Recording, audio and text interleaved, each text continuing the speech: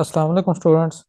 Welcome to the third lecture of discrete structures और इसके अंदर हमारा मैथमेटिकल रीजनिंग का चैप्टर चल रहा है।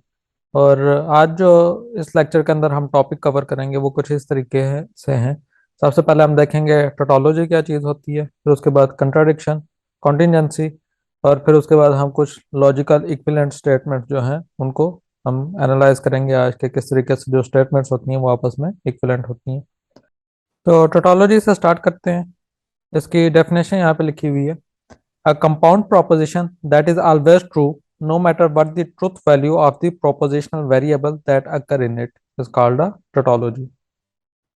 इस डेफिनेशन का मतलब यह है कि अगर आपके पास कोई भी स्टेटमेंट आ गया है और उसका जब आप ट्रूथ टेबल क्रिएट करते हैं, ट्रूथ टेबल क्रिएट करने के बाद जो उसका रिजल्ट आ रहा हो उसके अंदर अगर हमेशा जितनी भी वैल्यूज हैं वो तमाम ट्रू हों, तो फिर ऐसे स्टेटमेंट जो है वो टोटोलॉजी कहलाएगी। नीचे एक एग्जांपल है, इसको अब हम ट्रूथ टेबल के अंदर चेक करते हैं कि इसका हमारे पास आंसर क्या आ रहा है। तो दो वेरिएबल हैं पी और क्यू, तो इसकी जो टोटल कॉम्बिनेशन है वो चार बनेंगे। पहले हम पी वाली वैल्यूज लिखेंगे, फिर उसके बाद क्यू वाली, फिर उसके बाद अगर हम देखें तो डिसजंक्शन का ऑपरेशन हो रहा है तो वो ऑपरेशन हम परफॉर्म करेंगे। तो ये थर्ड कॉलम जो है ये पी और क्यू का डिसजंक्शन आ गया, और उसके बाद P employees P disjunction Q वाला ऑपरेशन हमने परफॉर्म करना है, तो वो यहाँ पे परफॉर्म किया होगा। तो यहाँ से फिर हम देख सकते हैं कि जो हमारे पास लास्ट कॉलम आ रहा है तो इसके अंदर जितनी भी वैल्यूज हैं वो तमाम ट्रू हैं। तो कोई भी ऐसे स्टेटमेंट जिसका हमारे पास रिजल्ट कंप्लीट ट्रू हो, मतलब कोई एक वैल्यू भी इसके अंदर फॉल्स नहीं होनी चाहिए, तो इस किस्म की जो भी स्टेटमेंट होगी, जो भी कंपाउंड प्रोपोजिशन होगी, वो फिर टोटोलॉजी कहलाएगी।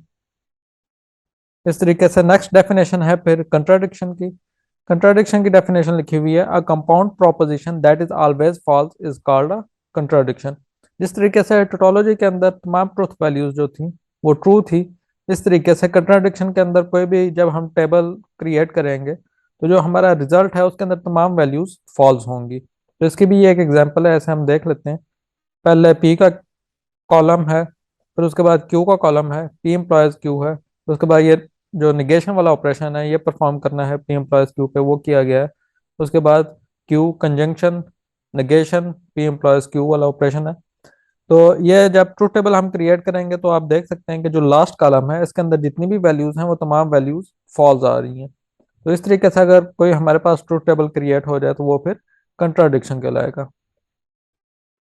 नेक्स्ट फिर कॉन्टिजेंसी है, a compound proposition that is neither a tautology nor a contradiction is called a contingency।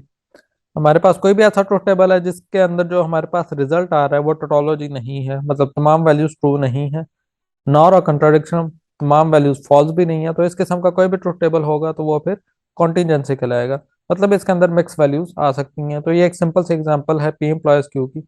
जब इसका ट्रूथ टेबल क्रिएट करें तो फर्स्ट वैल्यू ट्रू है, फिर उसके बाद एक फॉल्स आ रहा है, फिर उसके बाद ट्रू और ट्रू है, मतलब तमाम वैल्यूज फॉल्स भी नहीं है, तमाम वैल्यूज ट्रू भी नहीं है। तो इस किस्म का जो भी टेबल है वो फिर कॉन्टिजेंसी कहलाता है। नेक्स्ट फिर लॉजिकल इक्विवेलेंट स्टेटमेंट्स हैं। तो इसकी डेफिनेशन जो लिखी हुई है, logical equivalence is a type of relationship between two statements in which they have the same truth values.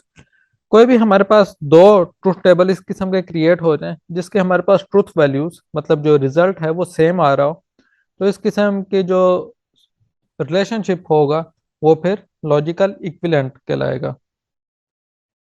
और वो जो स्टेटमेंट्स होंगे उन्हें हम कहेंगे कि ये स्टेटमेंट्स आपस में लॉजिकल इक्विवेलेंट स्टेटमेंट्स हैं। तो इसके लिए यहाँ पे दो हमारे पास स्टेटमेंट्स हैं, इसका हम ट्रूथ टेबल क्रिएट करते हैं और उसके बाद देखते हैं कि क्या ये लॉजिकल इक्विवेलेंट आ रही हैं या नहीं आ रही। तो यहाँ पे फिर ये इसका ट्रूथ टेबल क्रिएट किया हुआ है। तो पहले यहाँ पे पी डिस्जंक्शन क्यू का ऑपरेशन परफॉर्म किया गया और उसके बाद उसकी नेगेशन परफॉर्म की गई है। तो आप देख सकते हैं आंसर आ रहा है एफ एफ एफ, और लास्ट पे टी है, मतलब ट्रू आ रहा है।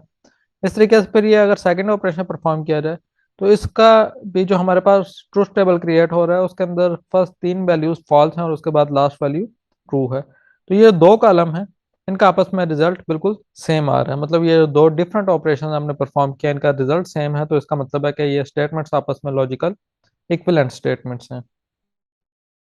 तो कोई भी स्टेटमेंट्स हमारे पास हो, उन्हें अगर हमने चेक करना हो कि ये स्टेटमेंट्स लॉजिकल इक्विवेलेंट हैं या नहीं है, तो उसके दो मेथड होते हैं।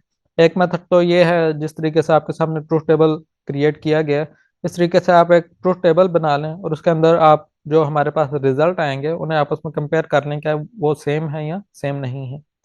जो सेकंड मेथड है वो ये है कि जो बुलियन अलजेब्रा है इसके कुछ लॉज होते हैं, तो उन लॉज को यूज करके हम जो डिफरेंट स्टेटमेंट्स हैं उन्हें चेक कर सकते हैं कि वो आपस में इक्विवेलेंट हैं या नहीं है, जिस तरह से ये लॉज अभी आपके सामने डिस्प्ले हो रहे हैं। तो फर्स्ट पे आइडेंटिटी लॉज हैं, ये दो लॉ लिखे हुए हैं। उसके बाद डोमिनेशन लॉज हैं, फिर आइडेम्पोटेंट लॉ हैं, फिर उसके बाद डबल नेगेशन लॉ है, कम्यूटेटिव लॉ है, एसोसिएटिव लॉ है, डिस्ट्रीब्यूटिव लॉ है, डिमॉर्गन्स लॉ है, एब्जॉर्प्शन लॉ है, और उसके बाद नेगेशन लॉ है। तो ये डिफरेंट लॉज हैं जिनको यूज करके भी हम जो स्टेटमेंट्स हैं उन्हें हम शो कर सकते हैं कि वो लॉजिकल इक्विवेलेंट हैं। नेक्स्ट एग्जांपल जो है वो इसी के रिलेटेड है कि हमने ये दो स्टेटमेंट्स हैं, इन्हें हमने शो करना है कि ये आपस में लॉजिकल इक्विवेलेंट हैं। और इसके लिए फिर हम अभी जो काम करेंगे, हम ट्रुथ टेबल नहीं क्रिएट करेंगे बल्कि इन लॉज को यूज करते हुए हम इन स्टेटमेंट्स को शो करेंगे कि ये आपस में लॉजिकल इक्विवेलेंट है। तो ये फर्स्ट स्टेटमेंट लिखी हुई है, इससे हम स्टार्ट करते हैं। तो लेफ्ट साइड पे ये स्टेटमेंट आ जाएगी और उसके बाद इसके ऊपर हम कुछ लॉज लगाना शुरू कर देंगे। इस तरीके से जो सबसे पहले इसके ऊपर लॉ लगाया गया है वो है डिमॉर्गन्स लॉ। डिमॉर्गन लॉ ये कहता है कि अगर आपके पास कोई स्टेटमेंट है, ब्रैकेट के अंदर उसका कोई ऑपरेशन हो रहा है, कंजंक्शन का हो रहा है या डिस्टिंक्शन का हो रहा है, और उसके बाहर नेगेशन है, तो नेगेशन जो है वो अंदर इंप्लीमेंट हो जाती है, और जो ऑपरेशन है, फॉर एग्जांपल यहाँ पे डिस्टिंक्शन का ऑपरेशन है, तो ये कन्वर्ट हो जाएगा कंजंक्शन के ऑपरेशन में, और जो नेगेशन है वो फिर सेकंड स्टेटमेंट के साथ भी आ जाएगी। तो ये सेकंड डिमॉर्गन लॉ है।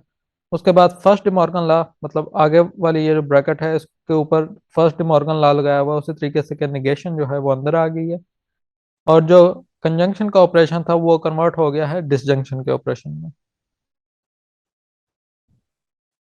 फिर उसके बाद यहाँ पे डबल नेगेशन लॉ को यूज किया हुआ है, तो पी के साथ दो दफा नेगेशन का सिंबल आ रहा है, तो ये पी के अंदर कन्वर्ट हो जाएगा। उसके बाद फिर डिस्ट्रीब्यूटिव लॉ को यूज किया गया है।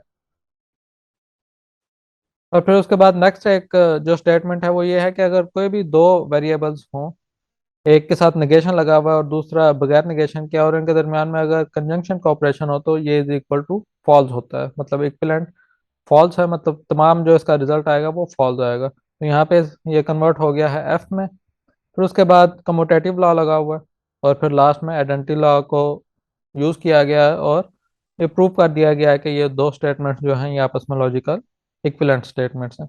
तो ये दो तरीके होते हैं किसी भी स्टेटमेंट्स को आपस में लॉजिकल इक्विवेलेंट प्रूव करने के लिए। तो फर्स्ट जो है वो ट्रूथ टेबल का मेथड होता है जो प्रीवियस एग्जांपल में देखा था, और सेकंड ये मेथड है, इसके अंदर कुछ लॉज हम यूज करके कोई भी जो दो स्टेटमेंट्स हैं उन्हें आप आपस में इक्विवेलेंट शो कर सकते हैं।